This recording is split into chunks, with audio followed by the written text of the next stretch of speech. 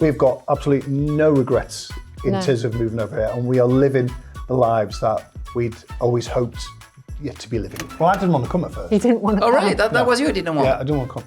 It was my idea. I've just watched a man paint a wall for 20 minutes. Or mow his grass. And I found it really enjoyable. and that's where the seed was planted. She's got horses and I've got a bike. That's fair enough. People driving too close up your backside, tailgating. Yeah, I don't know whether they want to save on the energy, by slipstreaming. We are still busy over here, but it's a different busy. It's the type of busy that we want. Hi everyone. So today's guest is not one but two people, and actually, well, there's four of them. But I mean, there's two. Rob and Lisa, they moved from the UK to France with their two kids, so that's quite a challenge. They also become kind of famous instantly, thanks for them being interviewed by a famous, we could say, TV show, A Place in the Sun, which enabled you to also start a YouTube channel. We'll talk about this. But yeah, so today we'll be sharing their story. Rob and Lisa, welcome to the show. Thank you very much. And they drove all the way from like rural Charente to Bordeaux today. Yeah, we did 2 hours. 2 hours, yeah, it's quite a trip. So, but luckily, no strikes. No. Yeah, no freezing highway or something. Yeah, so No snow. No snow. Yeah, no, we were quite lucky, because we had to cancel once because of that. So France came to a standstill. Yeah. Once 1 centimetre of snow hit the floor. Of course. That was it. Yeah, because we don't know. We haven't seen that before. Okay, so first question, obviously, what made you look at France like someday and say, okay, now is the time, we're going to move there? Right, now, your podcasts, your interviews are normally light-hearted, yeah? But ours has got quite a serious twist to it. Oh. And the fact that I retired early from my policing career because I got diagnosed with a complex post-traumatic stress disorder. And so I find it quite triggering and upsetting to be in the UK. And so I had to not be in the UK anymore, and I had to be away from certain triggers, like the streets that I'd once policed, the ambulance sirens, the police sirens, and plus France also afforded us with my pension, which is a good pension, to be able to live in France and not have to work as well. Oh, good. Actually, good that it's actually more affordable in France, because this is a question we are hearing often, people talking about this. Would you say this is correct, that basically it's cheaper to be in France compared to the UK? I mean, nowadays, okay, we're talking 2026 now. It swings and roundabouts. People that normally come to France will come here and will be usually mortgage free. Mm-hmm. So that's going to make it cheaper. So you're just going to need to bring in enough income to be able to support your bills and your shopping and this and the other. I wouldn't say it's all that much cheaper. I wouldn't say it's cheaper. I think what makes it cheaper is we had the lump sum to be able to... When you cash buyers then. Exactly. Okay, yes. Yeah, which is right. Yeah. A lot of the time, people from the UK are cash buyers, and actually from other countries as well. But yeah. So that was that made it easier for us. And what was the kids' reaction when you told them, oh well, we're going to move abroad? So I think Evangeline, her age, she wouldn't have had much of an She was 2.5. input. But Robbie was excited, wasn't he, for the move? But refused to learn French. But you were telling me, so that's been how long, like 2 years now? 2.5 years, yeah. And so they're both fluent now? We don't know about Evangeline because she tends to speak only at school. Mm. And so when she comes home, apart from the other day when I asked her a question, she went, bah oui. and then she apologised. Well, no, you don't need to apologise. You can speak French to us. It's absolutely fine. Mm-hmm. Okay. And so you were saying also the way they pronounce your daughter's name in French, you find it quite gracious? Yeah, it's lovely, yeah. So it's we would say Evangeline. Yeah. The French would pronounce it Evangeline. Is there something, I'm being a bit naughty here, but is this something that the UK is giving your children, that France is giving your children that the UK might not have given? a longer childhood. A longer childhood? Yes. In what sense? In the fact that not every child has a phone. Mm. Once your child has a phone, you've lost them, I would say, unless you police it. You strictly. Which you know something about. Yes, yeah, I do. I think what I like is the fact that I touched on it this morning is that they make their children more responsible at a younger age as well. For instance, putting a coat on. Angel, Evangeline, did actually learn how to put a coat on a special way with the French school. On the floor? Yes. Exactly. Oh yeah, they did that to mine. Exactly. But Right. it's little teachings that they've got which makes the child more, I don't know, more Independent, aware and yeah. independent at a younger age than what they would be in England. Interesting. Nice. Yeah. And you, in some of your videos, in a way, you mentioned this kind of escaping, because that's also the name of your channel, Escape. Escape to Charente. Escape to France at Charente. Oh yeah, and so well, there is escape in the name, and so you describing it. You like to escape the go culture. Yes. To a slower pace of life, and this is something I hear quite often. So obviously, being French, it's hard for me to grasp this concept. So first, what is the go culture, and why would you say that France is slower in that regard, or has a slow pace of life? So me, my previous life, I was in the police. Before that, I was in the military. I retired at the rank of detective inspector. So although you are commissioned for 40 hours a week working, I was easily doing 60. I was taking my laptop home. I took my laptop on a Caribbean holiday. I took my laptop on a New York holiday. Well, at least I acknowledge, I don't know. And you just couldn't switch off from work. So you would finish work, you go and collect the children from school, and then you put the laptop straight on, and it'd be on all evening because you're just firefighting emails all the time. We are still busy over here, but it's a different busy. It's the type of busy that we want. It's a Renovating family. the place, for example. Well, yeah, and that's more or less done now. Apart from as of this week, our roof is it's not condemned, but we found woodworm in one of the joists. So that's something. That we're sorting out this week. But no, so you've got horses now. So you're busy with the horse. So it's self-generated busy, if that makes sense. But it's the type of busy that we enjoy. Yeah, and again, slower because just taking care of horses and stuff. You can hurry up nature. You cannot do that. So. I think it was a shock for us when we first came over. We didn't realise the closing times of the midday till 2 o'clock. So we have been outside a shop previously at 1 in the afternoon because we've had lunch, so we want to go shopping. The shops are shut. But we now understand that we're not able to do that. It's things like in England, you can get a takeaway whenever you want to get a takeaway. Now you have to be a little bit more organised if you wanted to have a treat or something in the evening. But it's done wonders for my weight loss, hasn't it? Yeah, you have to plan. You have to plan really, really well in rural France. So if the DIY store, if the Mr. Bricolage or whatever doesn't open till 10, say, and you've gone down there and you've got the tools that you need for that particular project, and then come 11:45, you realise I've forgotten something. You're not popping down for midday because it's going to be shut. You're going to have to time it to get there for 2. And then you've only got another 2 hours before you're finishing. So you have to plan your DIY projects to the nth degree so you don't come across those problems. But it's a wonderful problem to have. Yeah. Yeah, no, right. And like you say, it's just once you know about those rules, and it's mostly in rural France. Obviously in cities, it's very similar to probably what it is in the UK and in big cities as well. But it's interesting that you say, in a way, that kind of the hustling culture that you have, which seems to be also something I wouldn't say it's a problem, it's something they have as well in the US. So it's the same kind of thing, in a way, constantly being busy and okay. Yeah, it's interesting. What's something that could be seen as typically French, which made your eyes roll at first, but now you'd be like, oh, actually, it's not that bad? My first and honest response, until you followed up with, that's not now that bad, was going to be French administration and poor driving. Oh, poor driving, really? Yeah, poor driving, yeah. I can only go by my perception. And the Tractors don't count. No, tractors don't count. I can only go by my area because it might not be typically all of France.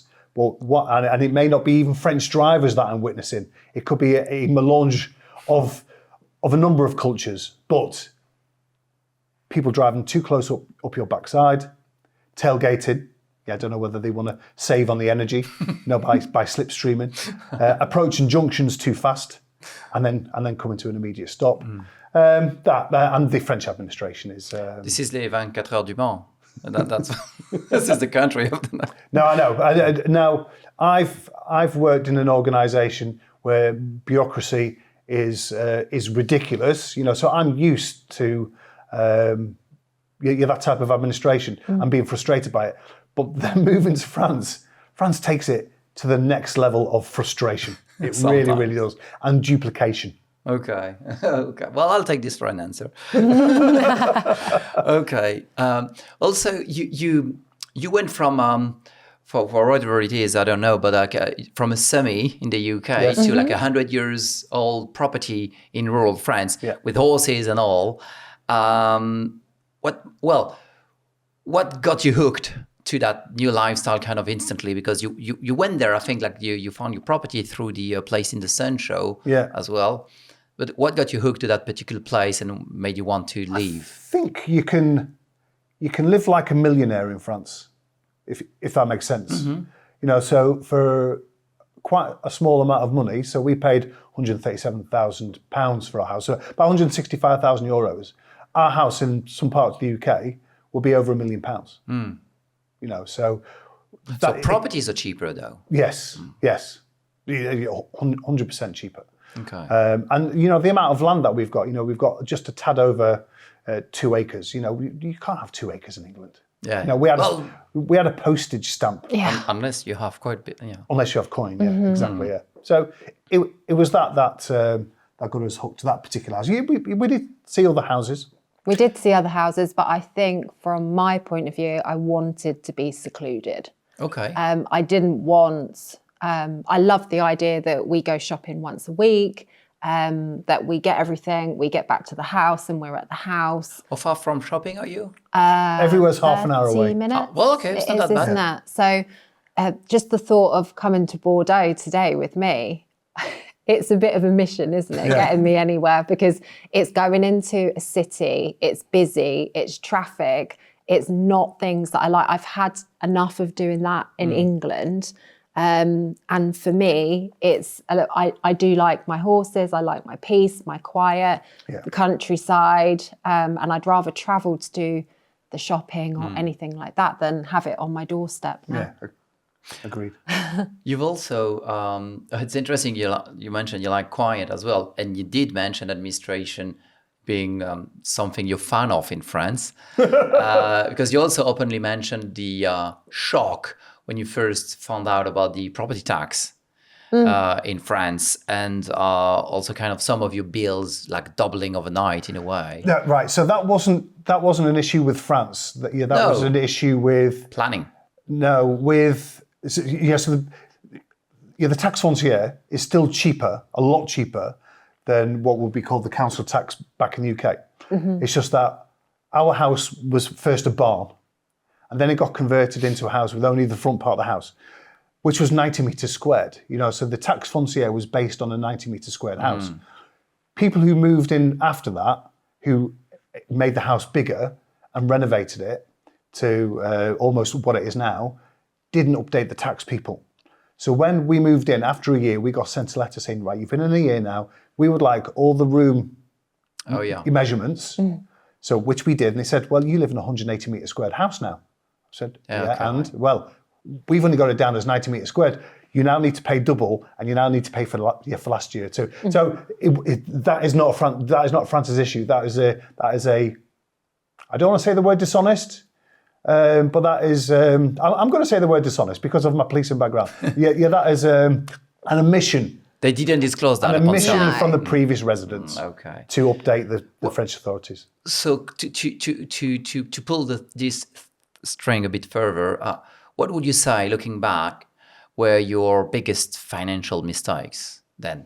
Because this was not your mistake. No, the only thing that you could have done there is gone to the tax office to check what square meterage they had for the house. It's quite in depth, but you would, because it was advertised as the size house that it was. So what else could you have done apart from go to the tax office and say, is this what you have this house as? So it's very complicated. No, but I would say our biggest financial mistake was to, if a tradesperson is available straight away, stay away. Oh, that's good advice. Yeah. Right. Because one was and charged us ridiculous amounts of money. And because I'm fairly limited in my DIY skills, and I only know this from talking to honest tradespeople later on in our journey, that the money that we paid for the work that we've had done, so we've had a bedroom built, and we've had an office built, and we've had our bathroom converted. We should have paid a lot less, So that was, you live and learn. Yeah, no, right. You like builders are busy in France, right? This is something I've learned to my own expense as well. So I 100% back up this. Yeah, no, right. I suppose you don't agree on everything. So what is something that you might have disagreed on? I'm talking Lisa and you, initially, before moving to France, and that turned out to be like, one of you turned out to be right, and who was that, or what was that about? Is this something you went on? We did have a number of discussions over even moving to France. Well, I didn't want to come at first. He didn't want to come. Oh, right, that was you, didn't want. Yeah, I didn't want to come. It was my idea because of the, I said to Rob, what does your retirement look like? What did it look like? Because we were having a discussion about the fact that it wasn't going to be how you thought it was going to be when you were younger.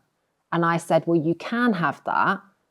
We can buy a property and be mortgage free, et cetera, but we would have to move to France. Yeah, we wouldn't be mortgage free in England. And I would have had to have retired and probably rejoined the police again as a civilian just to keep our heads financially above water. Okay.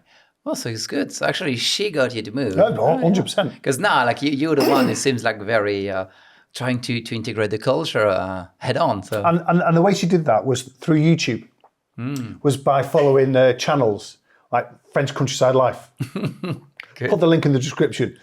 So she would watch French Countryside Life. She? Yeah. And I say, what are you doing? Because I only ever watched YouTube for how to change a light bulb or something. I didn't realise that people had channels. Do you know what I mean? And then so you started watching Carl, thinking, I don't know why you're watching him. And then over the weeks, I'd sit down thinking, I've just watched a man paint a wall for 20 minutes. Or mow his grass. And I found it really enjoyable. And that's where the seed was planted for me to start our own YouTube channel, thinking that, because we thought, how is it moving to France post-Brexit on a retirement visa, on a visitor long stay visa? Yeah, good. And I thought, surely somebody's done a journey about it on YouTube, and nobody had. And so we thought, so we navigated through the administration. We found it really, really hard, what type of visa we're going to need, et cetera, et cetera. We said, you said, you're going to need something to do when you're over in France, because I'd lost purpose in terms of, I'd always had an identity, and that was being a fairly senior detective within the police. And then suddenly I'm out of that, and I'm thinking, who am I now? I thought, I need to be good at something again. So it's like YouTube has opened the creative side of me, which I never thought I had. So I'm not saying I'm ultra creative, but in terms of camera angles, shots, music, and the editing, getting the editing down to you're down to a decent production. So that's what I think I've gone off on a tangent there. But no, it was basically, Lisa, you're watching YouTube. Yeah. That got us over to France, really. Well, it's lining right perfectly into the next question I wanted to ask, because there's, especially from the Brits who were looking in France or into France, and there's this romantic myth of moving to the French countryside and like buying a cheap house and living the dream in the French countryside with like a big piece of land and stuff like this. But what would be like your honest, or I would say unfiltered answer to that? Like, you've touched base on that topic in a way, but like on the dream itself, because this is a lot of British expats or wannabe expats want to do exactly what you've did. Yeah. So is it really like? Yeah. What is it really like? It's exactly that. Yeah. Oh, wow. It's exactly that. We have got no regrets. No regrets. If it's the unfiltered answer, that's brilliant. We've got absolutely no regrets in terms of moving over here, and we are living the lives that we'd always hoped to be living. It's and in a way also you've documented it. Yes. And same, like unfiltered on your own channel, where you talk about, well, yeah, the visa process, everything that went that's connected to that, but the buying the property, the renovations, everything, right? Yeah. We have had our ups and downs, but they've been financial. So we are, I would say we are lucky that we have had the money to be able to get through those ups and downs. So Yes. some people may not have had the money to be able to pay the extra tax foncier, which we've been lucky to have that money. Yeah. To be able to get us through those situations. Everything else has been exactly what Although we they're not wanted. usually, I mean, this is why it's always advisable, but I mean, even if you're not changing or moving countries, when you're starting a new project, to have a bit of a safety net. Yes, definitely. Exactly. Because, I mean, there's always going to be something that you didn't anticipate on. Like, Well, no, yeah, and so for us, so we had a budget for a car. I thought the budget for a car would be around about £15,000, about 18,000 euros. I don't know why I came to that figure. I just thought you could probably get a car for that. Yeah. But we ended up paying 26,000 euros for a car. I budgeted, I wanted to buy a second-hand bike. But back when I bought my motorbike, there wasn't the CT in place then. You know, and for the English people, that's the MOT. Didn't have MOTs for motorbikes. And I thought, well, I don't want to buy a bike that I don't know the history of, and I don't know whether it's going to be you're safe to use on the road. So I then had to double that budget to buy a brand new bike. Didn't have to buy a brand new bike. I was about, But that was part of my friend's I was keeping that to retirement. myself. I was like, at least I was thinking the same. Because She's got horses and I've got a bike. that's fair enough. Yeah. Well, for me, I would be indulging, so I definitely understand. We were talking about this actually, like men are kind of grown-up boys. So We like yeah. toys, don't we? Yeah, we do. Imagine one of, well, your or our YouTube viewers watching this particular interview from, let's say, a tiny flat in London, just to make this a very big cliche. What is something you would tell him, she, or them about France, like about moving to France, and, you know, is it doable? Should you do it? What is one piece of advice you would give? Yeah, just do it. Just do it. It's we thought to ourselves, we always prided ourselves on the fact that we never used a handholder service to come over, because there are charlatans out there. Yeah. And we've picked up on things that handholders have not even picked up on. And so if you're of average intelligence, like Lisa and I, and you're coming over here to retire on a VLSTS visa, it can be done. It can be done. It's frustrating. You're going to need to use your Google Translate a lot.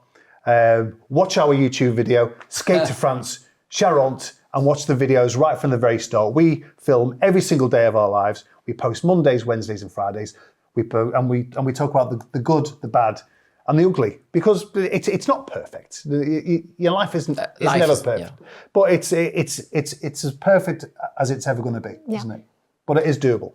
And like you were saying, you know, it's funny because on the insurance side of our business, we see a lot of insurance for visas.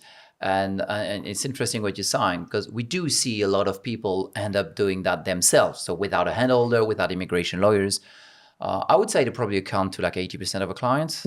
So that means like the biggest chunk would end up doing that themselves. Yeah. There's a difference. Like people from the US, they'll like a bit more handholding, you know, and people from the UK are a bit more like DIY, I suppose. I don't know. Yeah. But I mean, what I'm saying is whatever you use or you don't, but the thing is, it's all doable. And you're living proof of that, and you had to buy a house, get your kids to school. That's quite some extra layers of paperwork. Mm-hmm. Yes, yeah. Renovations. No, I would say once you start wanting to have a business over here, and it's a non-existing business as well, you know, so you're going to need to have proof of concept. There's going to need to be business plans that you're going to need to convince the French authorities that it's a viable business, that you're going to be bringing in more than the minimum wage and stuff like that. You know, so we have to prove that my pension is more than the minimum wage for the two of us and the two kids as well, which is fine. But once you start adding those layers, that's when, had we gone down that route, we'd have probably gone and spent a bit of money. It's more complicated because you do have to put a business plan together, which you need to project what your earnings going to be for that year coming. You then have to prove that you have stuck to that when you go back to renew your visa again. So And you're not, well, correct me if I'm wrong, you're not renting out your house or doing some shit business or anything? No. No. Okay. No. But even if you were, like, there's also France is generous with that because even with the non-working visa, they allow you up to 23,000 euros to basically kind of top up your income without seeing this as a business. So also France is generous in a way. So, because it's complex, but in a way, France has some flexibility around some of those issues that retirees might face. Yeah, we would never have long-term guests again in our house. Okay. Well, we do. Like there's two little ones. Oh yes, yeah. They don't pay rent today. Not yet. That's more than two. Is it the horses and dogs? Horses, Dog, dogs, cat. chickens, Yeah. cat. It's quite a lot of. You're missing out on rent. Well, so before we wrap it all up, I mean, you kind of answered this one already, but just to make it clear, if people want to get in touch with you two, where can they do that? Well, they can come to our YouTube channel. It's called Escape to France Charente, not to be mixed up with Escape to Rural France. I've sort of like stolen that title, hoping for a bit of traffic. It didn't work. But yeah, if you watch the video, give it a like, give it a subscribe, give it a hype, and ask us a question in the comment.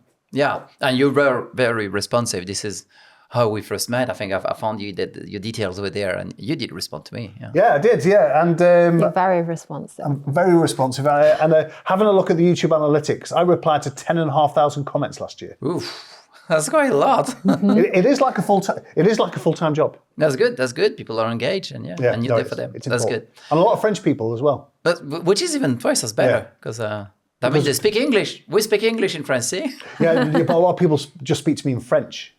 So yeah, I find that my French subscribers get very annoyed if I don't turn the subtitles on. So they watch with subtitles. If a video comes along which doesn't have subtitles, which would be a video if I put copyrighted music on, it somehow turns off the subtitles. I don't know why and I don't know how. And they get very cross.